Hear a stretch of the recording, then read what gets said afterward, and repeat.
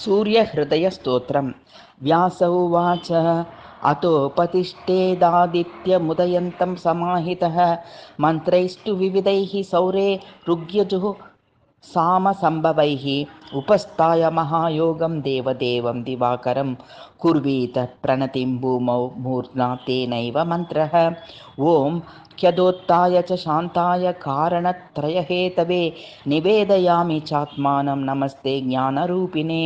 नमस्ते गृणिने तुभ्यं सूर्याय ब्रह्मरूपिणे त्वमेव ब्रह्म परममापो ज्योतिरसोऽमृतं भूर्भुवः स्वस्वमोङ्कार शर्वरुद्रः सनातनः पुरुषः सन्मोऽन्तस्तं प्रणमामि कपर्दिनं त्वमेव विश्वं बहुधा जात यज्जायते च यत् नमो रुद्राय सूर्याय त्वमाहं शरणं गतः प्रचेतसे नमस्तुभ्यं नमो पीडुष्टमायते नमो नमस्ते रुद्राय त्वामहं शरणं गतः हिरण्यबाहवे तुभ्यं हिरण्यपतये नमः अंबिकापतये तुभ्यमु मायाः पतये नमः नमोस्तु नीलग्रीवाय नमस्तुभ्यां पिनाकिने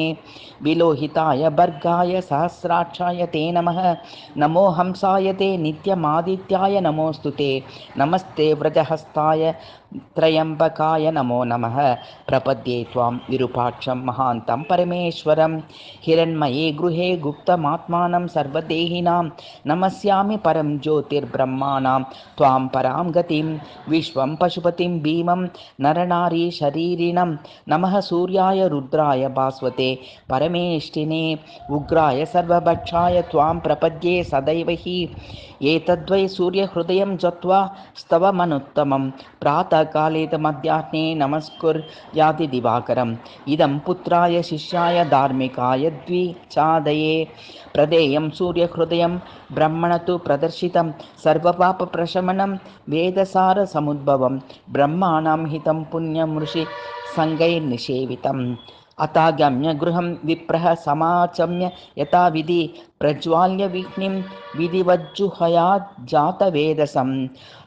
ऋत्विक्त्रपुत्रोत पत्नी वा शिष्यो वापि सहोदरः